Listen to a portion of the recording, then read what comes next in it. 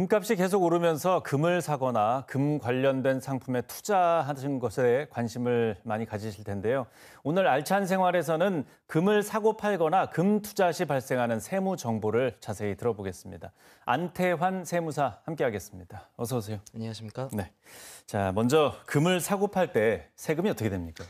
일단은 그 형태에 따라 다 다릅니다. 일단 가장 단순하게 금을 사고 파는 형태만 좀 말씀을 드려보면 금을 현물로 골드바로 이제 사는 경우에는 부가가치세와 개별 소비세를 부담하게 되고요. 네. 그렇게 산 금을 판매하는 경우에는 이제 계속성과 반복성이 있느냐 없느냐가 쟁점이 되거든요.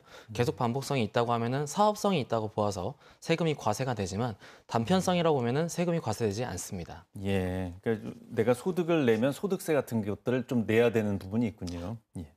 네.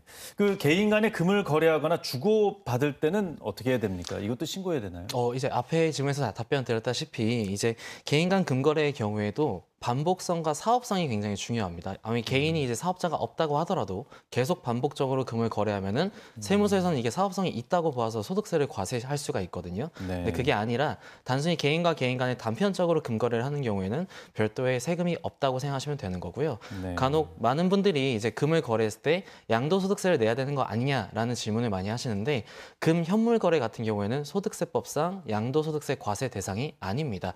그렇기 때문에 이제 금 거래할 때는 내가 이 금 거래가 계속 반복성이 있느냐 없느냐 이걸 쟁점으로 보시면 좋을 것 같습니다. 예. 요즘 금에 대한 관심이 높아지면서 이벤트로 뭐 금을 준다거나 또 뭐 포상금으로 금을 주는 경우도 있지 않습니까? 네, 이런 거 맞습니다. 받을 때는 세금이 어떻게 됩니까? 우선은 이제 상금이나 포상, 이제 이런 경우에는 상품 포상 같은 경우에는 세법상 기타 소득으로 과세를 하게 됩니다. 그래서 앞에 네. 말씀드린 것처럼 금을 개인과 개인 간에 거래할 때는 양도소득세가 없을 거라고 말씀을 드렸지만 금을 상품이나 포상금을 받는 경우에는 업체에서 그 개인에게 금을 기타 소득으로 준다라고 판단하기 때문에 이 경우에는 종합소득세가 과세될 수 있다는 점 주의하셔야 될 것 같습니다. 예.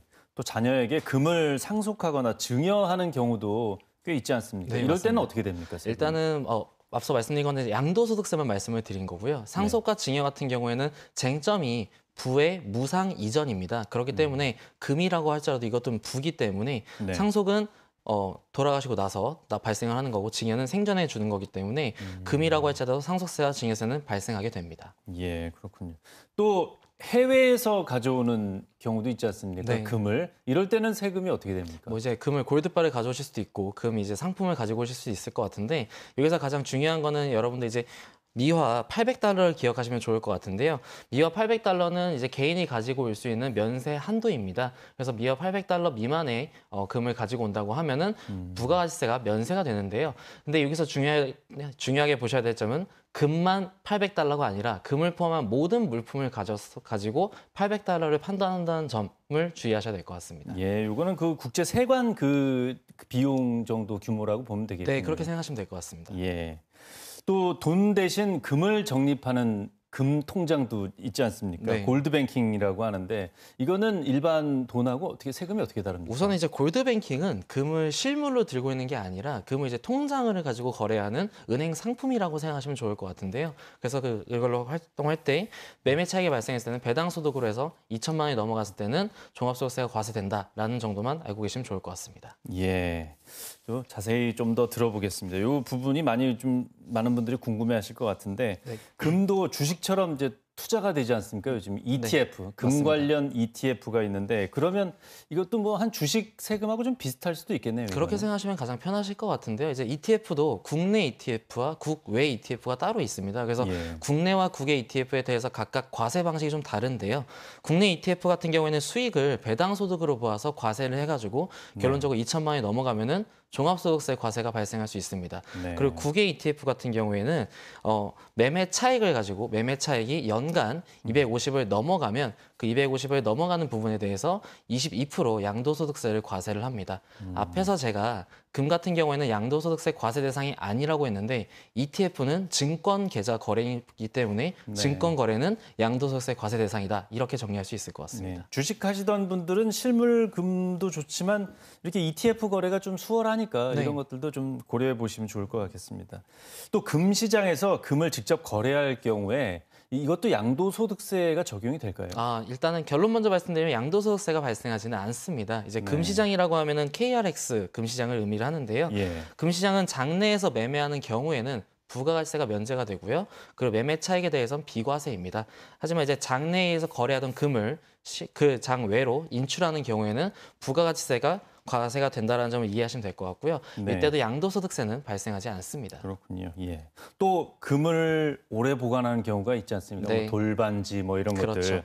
예, 그 오래 보관한 금이나 골드바는 뭐 면세가 된다 이런 얘기가 있는데 네. 이거 뭐 사실입니까? 일단은 팩트 먼저 말씀드리면 사실은 아니고요. 이제 면세라는 거를 조금 정의를 좀 내려드려야 될 것 같아요. 면세라는 거는 아예 세금이 없다라는 걸 의미하는 것이 아니라 부가가치세법에 따라서 부가가치가 없다라는 것을 면세라고 표기를 합니다. 예. 그래서 골드바이 같은 경우에는 골드바나 뭐 앞서 말씀하신 돌반지 같은 경우에는 실물로 구매할 때는 부가세 10%를 과세를 해서 부담을 하는데 네. 이제 본인이 부담하지 않았을까, 이 면세가 되지 않았을까라는 생각을 하지만 다른 사람이 사서 선물을 했더라도 그 다른 사람이 이미 10%를 부담했을 거다라고 이해하시면 좋을 것 같습니다. 예.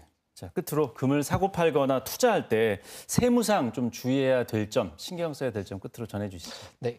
금을 거래하는 방법은 앞서도 말씀드렸다시피 되게 여러 가지입니다. 하기 때문에 어떤 방식을 선택하냐에 따라서 양도소득세가 발생할 수도 있고 발생하지 않을 수도 있고요. 종합소득세가 좀 달라질 수 있기 때문에 이 부분을 투자 때 주의하셔야 될 것 같고요. 개인 간에 거래할 때는 특히나 특수관계인, 가족 간의 거래는 이제 아까 말씀드린 것처럼 양도세가 과세되지 않는다고 하니까 시세보다 좀 저렴하게 사거나 저렴하게 팔거나 고가로 파는데 이 경우엔 증여세가 발생할 수 있습니다. 그렇기 때문에 가능하면 거래하실 때 시가로 거래하시는 것을 추천드리도록 하겠습니다. 예. 근데 세무사님께서는 투자를 금 관련 투자를 좀 하십니까? 아직은 제가 자금이 여력치 않아서 네. 아직 제가 금 관련해서는 투자를 아직 못하고 있습니다. 예, 알겠습니다. 오늘 말씀 잘 들었습니다. 네. 고맙습니다. 감사합니다. 네.